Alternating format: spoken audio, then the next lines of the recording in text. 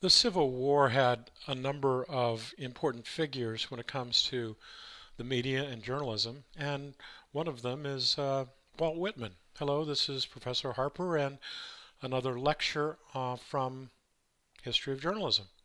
So we tend to think of Walt Whitman as someone who wrote Leaves of Grass. That's what he's famous for, and maybe you read it in high school or college. But he started out as a journalist. He was born in 1819. He was generally self-educated, and he worked for the Brooklyn Eagle, and and then was a teacher. But then he began to focus his energies on creative writing. Leaves of Grass is one that you have probably seen, and I'd like to thank Sid, as I mentioned. Occasionally he'll bark during these presentations, and so we'll just kind of work through it. So, with Leaves of Grass, he essentially started out with a collection of 12 poems. And at first, the volume didn't really excite much enthusiasm in critics or regular readers, but it did serve to solidify Whitman's status as a writer. He stated his artistic purpose is, I celebrate myself, and what I assume you shall assume, for every atom belonging to me as good belongs to you. It's a nice kind of wonderful hippy dippy notion that Whitman did, living in Massachusetts, out in the wilderness, and looking at natural life.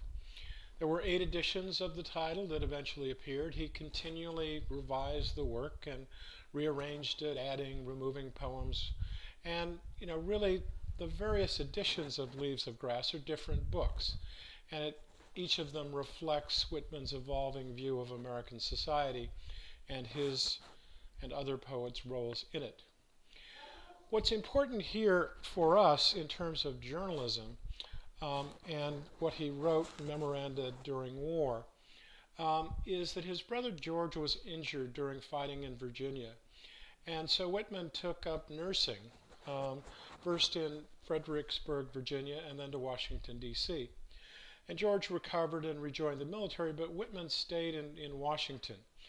He had become attached to hospital work and spent the remainder of the war talking with the wounded and the dying, writing letters, bringing them small gifts. And memoranda during war involve some of these conversations. And it's really an interesting look at the impact of war, particularly that one, the Civil War. And part of memoranda during war is his reflections on Lincoln. Whitman was traumatized by his assassination, by Lincoln's assassination in 1865, and he celebrated he wrote 2 celebrated elegies, When Lilacs Last in the Dooryard Bloomed, and O Captain, My Captain. Despite suffering a stroke in 1873, Whitman continued to work on Leaves of Grass until his death in 1892. And by then he was recognized as a writer and of relatively high stature in American literary circles. And in Europe he was appreciated for his celebration of democracy, liberty, and America's cultural diversity.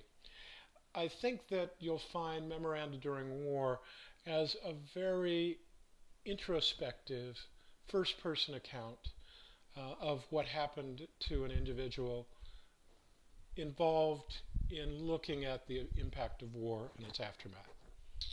So that's all for now. So we'll see you online.